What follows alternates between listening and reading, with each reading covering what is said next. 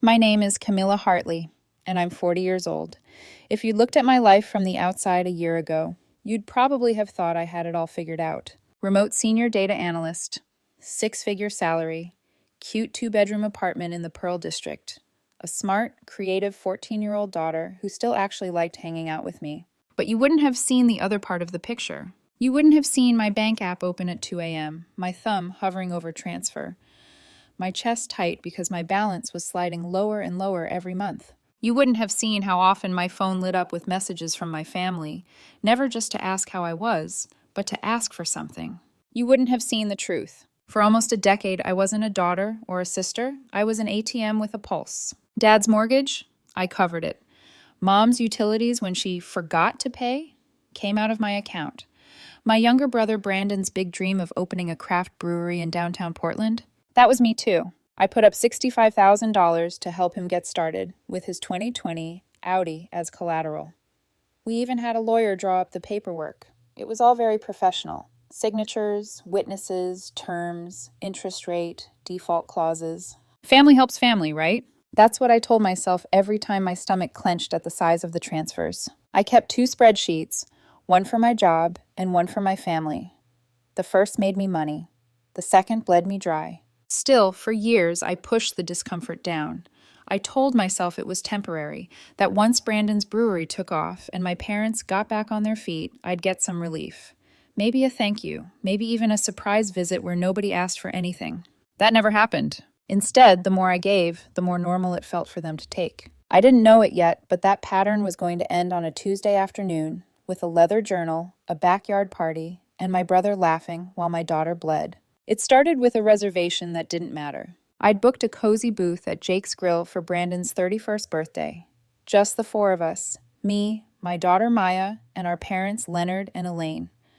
I pictured steak, candles, polite conversation where my dad would complain about his insulin costs, and my mom would sigh dramatically until I offered, again, to cover something. At least I thought it would be controlled, small, safe. But when I called Brandon that morning to confirm the time, he was distracted. Music boomed in the background. "Yeah, about that," he said. "I've actually got other plans. Big backyard thing at Mom and Dad's. Real family vibe. But, thanks though." He didn't invite me. He didn't invite Maya. He just assumed we'd accept being sidelined, the way we always had. I almost did. I almost swallowed it and let it go. Then Maya came into the kitchen, clutching something to her chest like it was fragile and holy. "Is Uncle Brandon excited?" she asked, eyes bright. She'd been working on his present for 3 months. I knew because I'd watched her. Late nights at the dining table, the smell of leather and glue, tiny curls from the knife littering the floor. She held out the finished piece with both hands, a handcrafted leather journal, deep brown, with BH pressed into the cover. Each page hand-stitched with waxed thread she'd ordered online. There were brass corner protectors, a compass rose stamped dead center like something out of an old ship captain's log. "It's for his brewing recipes," she said. To make it feel real. The kind of gift you can't buy. "The restaurant's off," I told her gently. "He's having a party at Grandma and Grandpa's." Her face fell, then reset with a determination that looked uncomfortably familiar. "Then we go there," she said. "He has to see this in person." For a second, every exhausted part of me wanted to say no, to stay home, to keep the peace by staying away. But I looked at my daughter, the hope in her eyes, the way she'd poured herself into that journal, and I couldn't make her pay for Brandon's selfishness. "Okay," I sighed. "Get your shoes. We'll stop by." I didn't know then that I was walking into the moment that would burn the last bridge between me and my family. I also didn't know that years of quiet resentment were about to harden into something unbreakable. 25 minutes later, we pulled up to my parents' house on Hawthorne Street. Same faded siding, same overgrown rhododendrons, same army of garden gnomes my dad insisted brought luck. But that day, every parking spot was taken. Cars lined the curb. People milled around the front yard, laughing, holding red plastic cups. Cousins I hadn't seen in years. Neighbors from 3 streets over. Apparently, I was the only one who hadn't been invited. Maya noticed too. "Maybe he forgot to text you," she said quickly. "He's busy. It's his birthday." I swallowed the sting and forced a smile. Maybe. She climbed out of the car before I'd even turned off the engine, the journal tucked under her arm like treasure. We slipped through the side gate into what looked like a beer commercial. Brandon stood at the center of the yard in a fresh button-down I'd never seen, craft IPA in hand, surrounded by friends. Cafe lights hung overhead. Tables sagged under buffalo wings and chips. Music pulsed from a speaker near the deck. Maya walked straight toward him. "Happy 31st, Uncle Brandon," she beamed, holding out the journal with both hands. "I made this for you. It's for your brewing notes.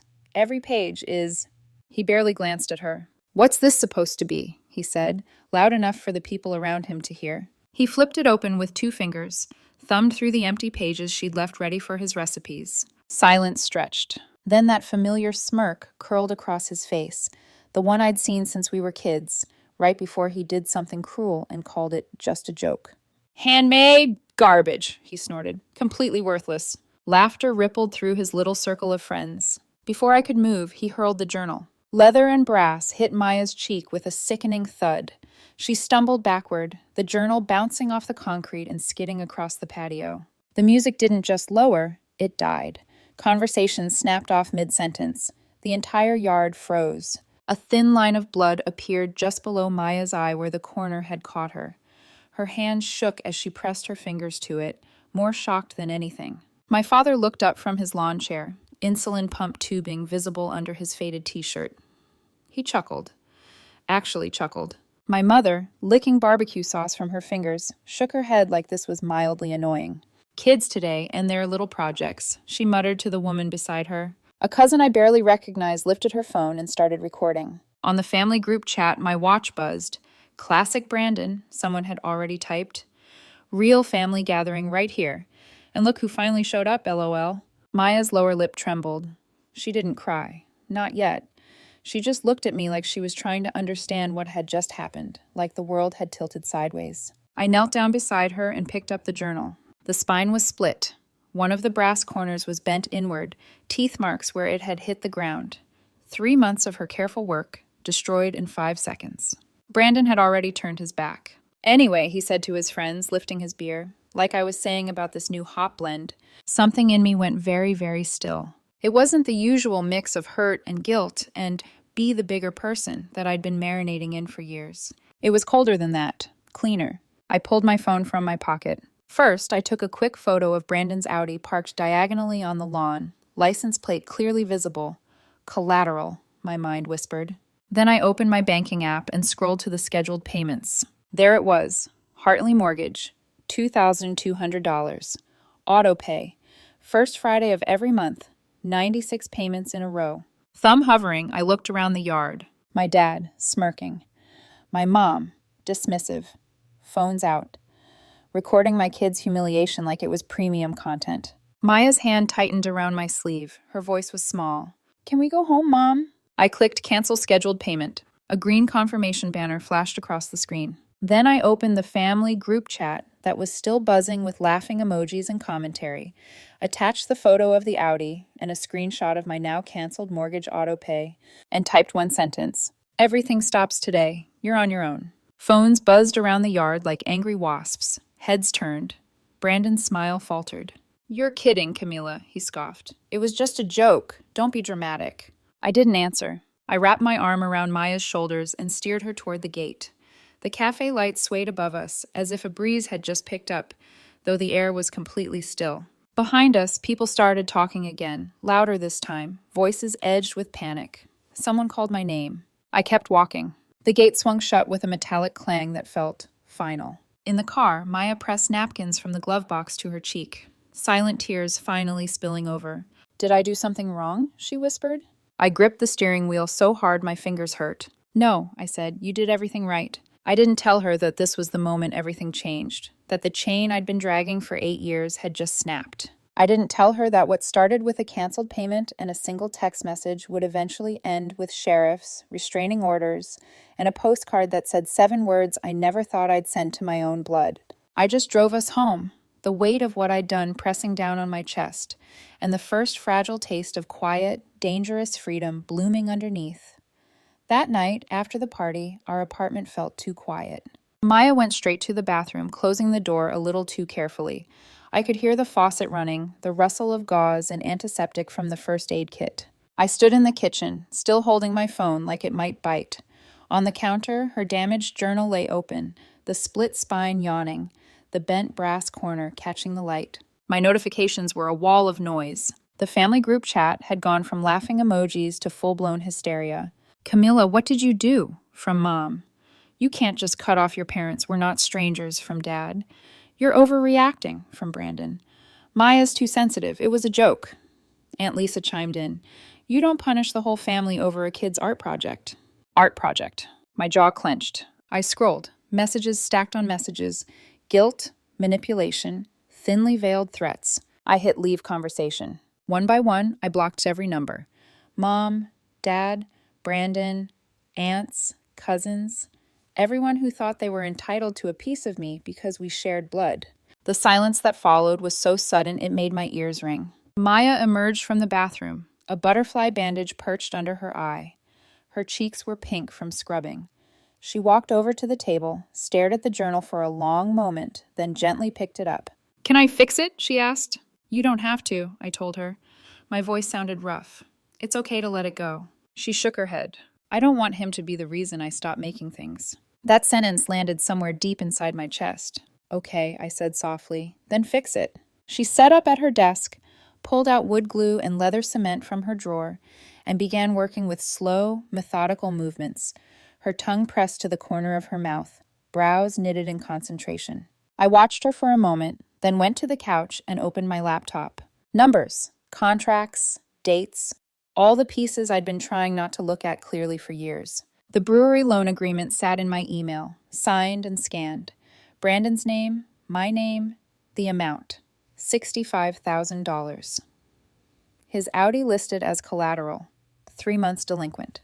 I'd been telling myself I'd deal with it later. Later had arrived. My fingers hovered over my phone for a moment before I hit call on David Chen, the attorney who'd handled the original paperwork. He picked up on the second ring, his voice crisp even at the early hour. "Camila, I figured I'd hear from you at some point." I swallowed. "The loan. Brandon's behind. I want to execute the collateral clause." There was a pause, not surprised exactly, just resigned. "All right," David said. "He's 90 days past due. We're well within our rights. I'll draft a demand letter this morning. Standard 30-day cure period, but given the delinquency timeline, we can expedite. And I'll loop in the repo company." I exhaled slowly, staring at the glow of Maya's desk lamp in the hallway. "Do it." After we hung up, I made myself look at my banking app again. Not just the mortgage autopay, all of it. There were recurring transfers I'd stopped seeing as individual choices. They'd become part of the background noise of my life. Hartley Mortgage, $200, first Friday. Hartley Utilities Bundle, $400, mid-month. Miesk emergency transfers labeled with things like insulin help or short this month. My thumb hovered over each toggle. Off, off, off. With every green canceled banner that flashed, something uncoiled inside me. Not joy. Not yet. Just the sense that I was finally stepping out of a trap I hadn't realized I'd walked into. In the other room, Maya carefully sanded a rough edge of the journal's spine. "Mom," she called, "do you think he'll say sorry?" I closed my eyes. I said slowly, "people show you who they are when they think you'll never leave." "That's not a yes." "No," I admitted, "it's not." She didn't respond. The soft scrape of sandpaper filled the silence. That night, Brandon's calls started. The first voicemail came in around 10. His voice was sharp, aggressive. "What the hell, Camilla? You trying to humiliate me over a stupid notebook? You can't just pull the plug on everything. You know I'm good for it. Restart the payments and we'll forget this ever happened." Delete. The second came closer to midnight. "Okay, look, you're obviously upset. Maya's fine. She needs to learn to take a joke. Don't blow up the family over this. Think about Mom's health. Think about Dad." Delete. By the fourth voicemail, his tone had shifted. "Just call me back, okay? We'll figure something out. I'll talk to Maya. I'll buy her something." Delete. The last one arrived at 2:13 a.m., slurred words and heavy breathing, a half-formed apology drowning in alcohol. I didn't listen to the whole thing. I heard enough to know it was about him, not us. I deleted that one too. Then I blocked his number completely. For the first time in years, I went to bed without my mind running through deadlines and transfers and how to plug the next hole in a sinking ship. I woke up to quiet, not peace, just quiet, but it was a start. The repo happened the next morning. At 8:45 a.m., My phone buzzed with a live stream link from the repo driver, just like David had said it would. I clicked it. On the screen, Brandon's brewery filled the frame. The hand-painted sign, the chalkboard propped near the sidewalk, yesterday's beer specials still written in looping letters. Brandon paced in front of the entrance in a wrinkled shirt, phone pressed to his ear. Even without sound, I knew the pattern. He'd be calling our parents, demanding they talk sense into me. The flatbed turned the corner and rolled up to the curb, smooth and practiced. Two guys in neon vests hopped out with the ease of people who did this 10 times a day. Brandon lunged toward the driver, face red, arms waving. From the other side of the camera, I heard muffled instructions, the satisfying detachment of protocol. The second repo guy ignored the shouting and got to work. Hook, chain, lever. 4 minutes. That's all it took to lift the Audi. His pride, his status symbol, the car he'd bragged about at every family gathering, into the air. People stopped to watch. Phones came out. A couple across the street whispered to each other, eyes wide. Brandon chased the truck as it pulled away, hands outstretched, voice cracking with something that might have been panic or rage or both. The stream ended with the image of the Audi turning the corner, shrinking to nothing. David emailed me the auction details that afternoon. Starting bid, $28,000, no reserve. By the end of the week, final hammer price, $39,000, wired straight to David's trust account. Balance after fees and interest. Brandon still owed $36,000. Now unsecured. Standard procedure, David said on the phone. We'll file a judgment lien against future wages. Nothing personal, just enforcement. Nothing personal. It had never been just business between us. It had always been personal, for me anyway. But suddenly, applying that cold, clinical logic to my own family felt necessary. That afternoon, I opened my banking app again and scrolled through the remaining recurring transfers. There weren't many left. I'd already canceled most of them in that jagged burst of resolve, but one more stood out. A small monthly transfer labeled Safety Net. I stared at it. It wasn't safety. It was an excuse for everyone else to never grow up. I canceled that too. Maya sat at the dining table again, now reassembling the journal with new glue. She'd replaced the damaged brass corner with a simpler plate, straight and sharp. The compass rose in the center looked almost fiercer now, less decorative, more like a warning. Looks different, I said. She shrugged. I don't feel like making pretty things right now. I understood. Within days, the consequences started rolling in. Brandon's messages, now from unfamiliar numbers that I blocked on sight, shifted in tone. First furious, then pleading, then desperate. Mom texted from a friend's phone. Your father's insulin isn't cheap. You can't abandon us. God is watching. Dad's messages, terse and bitter. After everything we did for you, don't forget who raised you. The guilt tried to crawl back in. I could feel it scratching at the edges of my resolve. Then I'd look at Maya's bandage, at the way she flinched when her phone buzzed, afraid it might be some relative tagging her in another video. Every time I felt myself weakening, I replayed the scene in that yard. The laughter, the camera phones, the way nobody moved toward her but me. It was like running code through a debugger. Every line told me the same thing. This system is broken. You don't fix it by feeding it. You fix it by shutting it down. 2 days after the repo, a 3-day pay or quit notice appeared on the brewery door. Photos of it hit Yelp and Reddit before Brandon could rip it down. Someone wrote, "Guess karma finally caught up with the guy who humiliated his niece at his birthday party." The story spread faster than any marketing campaign he'd ever tried. Customers drifted away. The taps went dry. The fermentation tanks went cold when the power company cut service. Brandon tried pop-up sales at the Saturday market, hauling cases of flat beer in a borrowed van. It didn't matter. Everyone already knew he was sinking. The landlord changed the locks exactly 14 days after the first notice. By then, I'd stopped tracking the details. I printed the auction receipt and deficiency notice and mailed them to my parents' house in a plain envelope. No note, no explanation, just numbers. Let them do the math for once. One evening, while Maya sanded a new design, this one all sharp corners and hidden panels, she asked quietly, "Are Grandma and Grandpa going to be okay?" I stared at her hands, steady and precise. "They're adults," I said. "They've had choices. They still have them." She nodded, absorbing that, then went back to sanding. I realized she wasn't asking if they would be okay. She was asking if I was going to let their choices drag us down anymore. That night, I slept without my phone on my nightstand for the first time in years. It stayed plugged in across the room, face down. If anyone needed something in the middle of the night, it wasn't my job to answer. For a little while, things were just silent. No transfers, no frantic calls answered, no instant rescues. It almost felt like balance, until 3 weeks later, when someone started pounding on my front door at midnight. And I realized that cutting them off financially was one thing. Cutting them off emotionally was something they were never going to accept quietly. The night they came to my door, I thought I was finally free. No more guilt, no more desperation, no more pulling everyone's weight, holding the family together like some kind of human bridge. But there's a certain kind of freedom that feels too quiet. It was nearly 1 a.m. when the pounding started. I heard the first knock like a gunshot, echoing through the apartment. Then a second, and a third. Thud, thud, thud. It shook the door frame.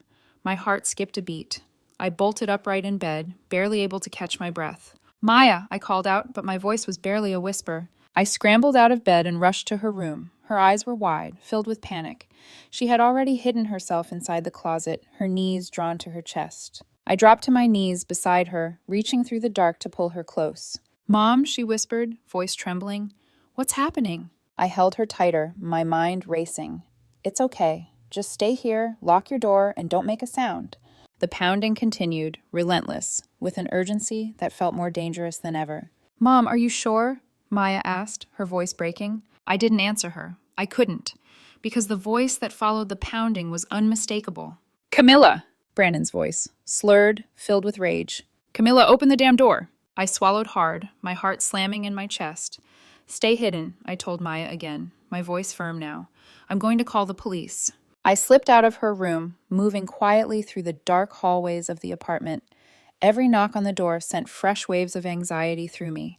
My hands shook as I grabbed my phone, barely able to dial the number for 911. "911, what's your emergency?" the operator asked. "I have someone outside my apartment. They're banging on the door, and I'm afraid they might try to break in." I tried to keep my voice steady. "It's my brother. He's drunk and violent. I have a child inside. We're both scared." The operator's voice was calm, reassuring. "We've dispatched officers to your location. Please stay inside and lock the door. Do you have any security cameras?" I glanced at the small Ring camera on the front door. It blinked silently, recording everything. "I have security footage," I said. "I'll send it to you." The knocking grew more frantic, each thud shaking the door. Brandon's voice followed, louder now, desperate. "Camilla, open the damn door! You ruined my life! My whole fucking life!" I backed away, my heart pounding in my throat.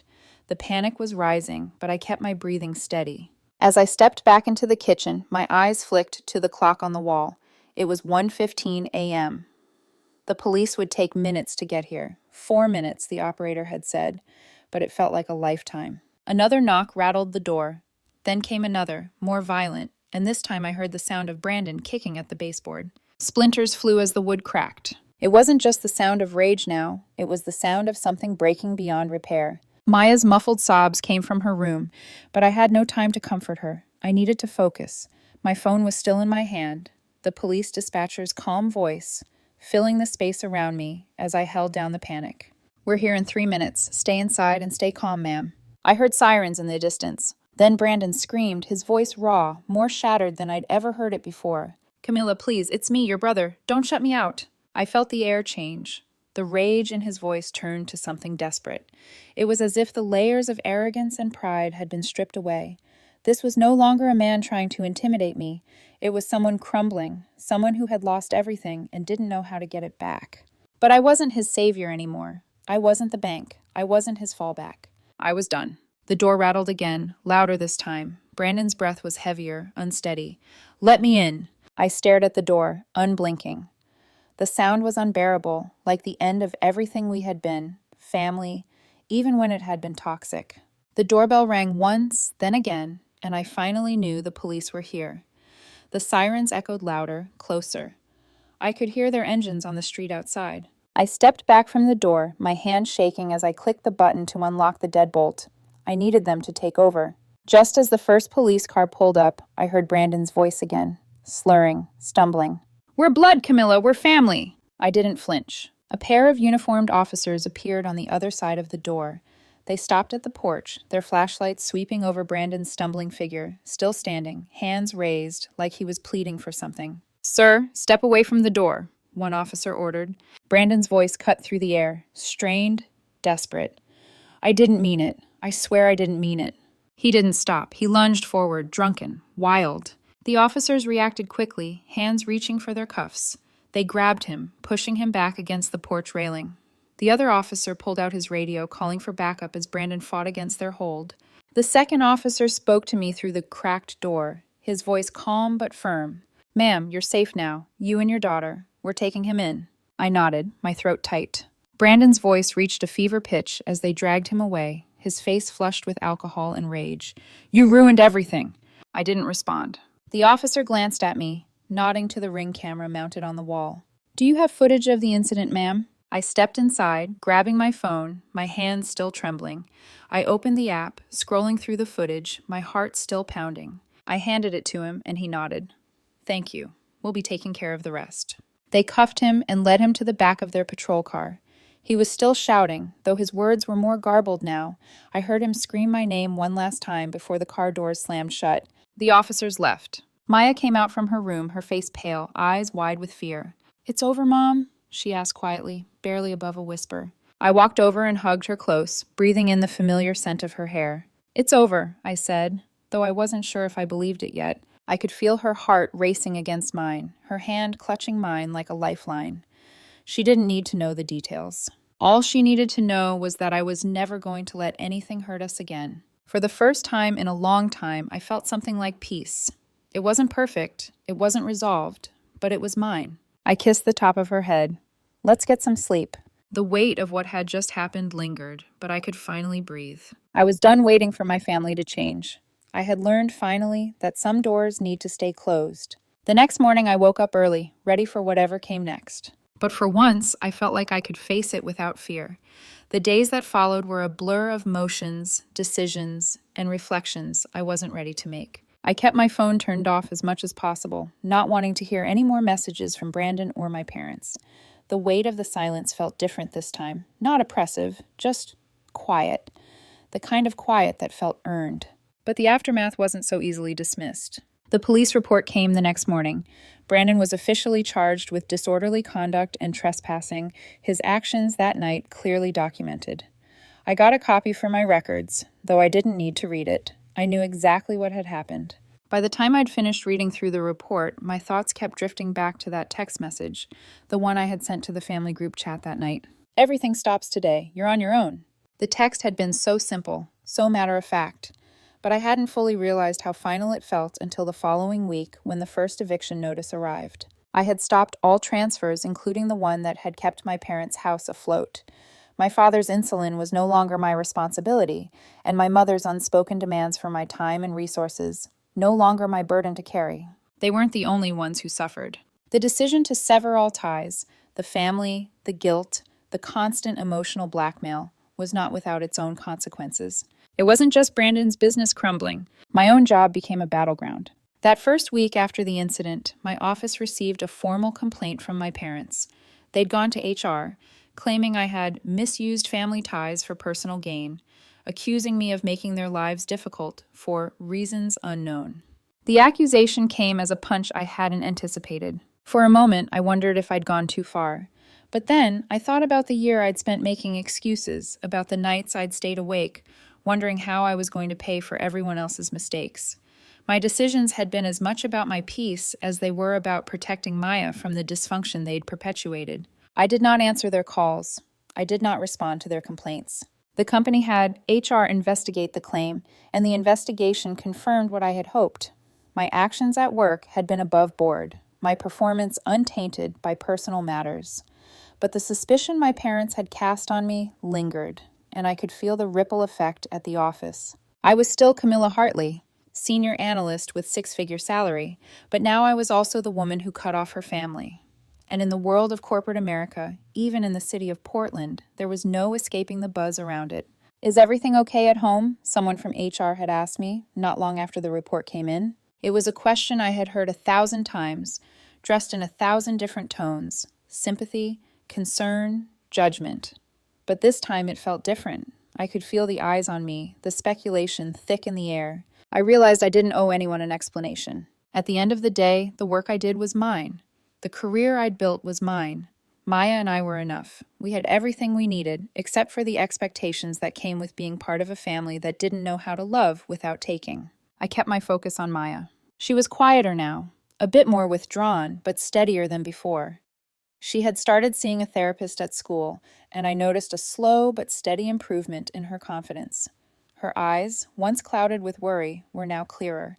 Her smile, though still reserved, felt more genuine. I knew the way she'd handled herself in the face of what had happened with Brandon was shaping her, was teaching her lessons about boundaries, about strength. She would be okay. I would make sure of it. The next big move came unexpectedly. I was sitting at my desk when my boss, a woman named Jessica, always sharp, always professional, stopped by my cubicle, her heels clicking on the polished floors.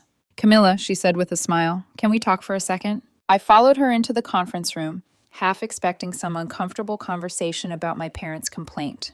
But instead, she slid a file across the table toward me. "I've been speaking with HR," she began, her eyes softening a bit, "and I just want to let you know that we're really impressed with your work.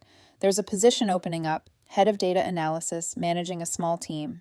You're more than qualified. I'd like to offer it to you, effective immediately." My heart skipped a beat. This wasn't just any offer. This was a promotion, a clear step up. Jessica continued, unaware of the sudden whirl of thoughts in my head.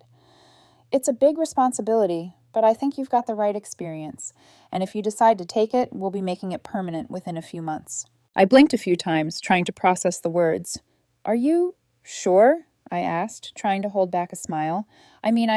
Jessica laughed. "Camilla, you've been doing this job for years. I'm just formalizing it." I felt a rush of emotions I hadn't expected. Pride, surprise, gratitude. But underneath it all, something stronger, a feeling of validation that I hadn't allowed myself to believe in for a long time. "This offer isn't a handout," she added, her tone serious now. "We've been keeping an eye on your numbers. You've more than earned it." I nodded, my heart still racing. I had done it. I had done it all on my own. And I realized in that moment that there would always be consequences for my actions, but there would also be rewards for standing up for myself, for drawing a line, and for choosing my peace over the family's chaos. I shook Jessica's hand and accepted the promotion, my mind already working on the next steps.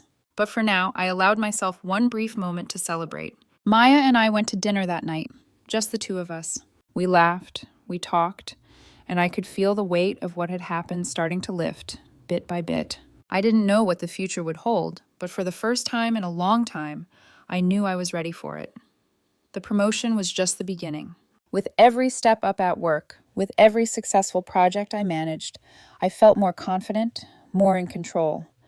The weight of the past, the family, the constant expectations, the emotional blackmail, slowly began to feel like it belonged to a different version of myself. I threw myself into my work, managing my new team with the same care I had used to manage my family for so long. But this time, it felt different. I wasn't sacrificing myself to keep things together. I was building something for myself, for Maya. I wasn't carrying the world anymore. I was living in it. Yet, just as I thought I could breathe easy, there was still a shadow that lingered at the edges of my life. It was early one morning when it appeared, another letter. This time, there was no return address, no explanation. It was postmarked from Gresham. I hesitated before opening it, my fingers trembling slightly as I slid the paper from the envelope. Inside was a handwritten letter, the ink smudged in places as if it had been hurriedly written, desperate. As I read, my stomach twisted in a way I hadn't expected. "Camilla, I've been wrong about everything. The brewery, the car, the money, all of it. I took you for granted. Dad's health has gotten worse. The doctors say he needs to have his foot amputated if we can't get him the care he needs. Mom's working at Dollar Tree now, barely making ends meet. I'm still doing deliveries for Uber Eats in that damn Civic, trying to pay bills, trying to make things right. I know I've made a mess of everything, and I don't expect you to forgive me, but I'm asking, please forgive me. I want to fix things. Please, let me make this right. You've always been the one to take care of everyone. I know you're angry. I know you're hurt. I can't change that. But I'll do anything, anything to fix this. We're family, Camila. We have to stick together. Brandon." The letter was crumpled where the ink had bled. I could practically feel the panic and regret radiating off of every word.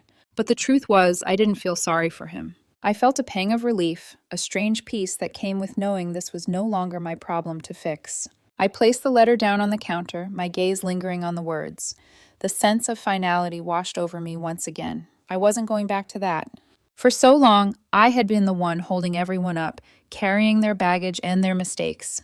But now, it was no longer my job to save anyone. I had been saving myself. I tossed the letter into the trash, then walked to the kitchen, filled a glass of water, and took a sip, steadying myself. It was over. There was no going back. But the strange thing was, for the first time in years, I didn't feel a tinge of guilt. I felt freedom. Later that day, I went to visit Maya at her workshop.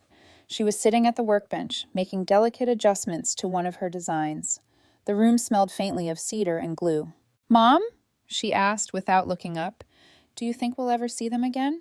Her question caught me off guard, but it didn't take long for me to answer. "No, Maya, I don't think we will." She paused, then nodded slowly, her fingers continuing to work. "That's okay. We've got each other, right?" "Always," I said. I leaned against the doorway, watching her as she worked, her hands steady, her focus sharp. There was a moment of peace that settled between us, the weight of the past behind us, the future ahead. We were okay. The weeks that followed were filled with small, quiet victories. Maya's confidence continued to grow, her passion for design becoming more than just a hobby. It was her future, and I was there to support her, not out of obligation, but out of love and choice. As for me, I focused on my new role at work, proving to myself that I didn't need anyone else to validate me. The promotion was a reflection of that, my hard work paying off on my own terms. But what really mattered now was that I had peace. I didn't have to answer to anyone anymore. I didn't have to carry anyone's weight. My life was mine again, and for the first time, I knew I was capable of carrying it all on my own. The phone never rang with requests for money again. The texts stopped. And while there were still moments where the echoes of the past crept up on me, I didn't let them define me anymore. I realized that the hardest part had been letting go. But once I did, everything felt lighter. I didn't have to look over my shoulder anymore. My family? They were no longer my responsibility. My peace was mine to protect, and that was exactly what I was going to do. Maya and I spent more time together. We hiked in the woods near our new place, walking along quiet trails, where the only sounds were the rustling leaves and our voices, light with conversation. We laughed. We lived. And as I watched her grow, becoming someone stronger than I ever thought possible, I realized that this was what I had been working for. A family that was just me and her. A family that didn't need anything but each other. And for the first time, I felt truly free.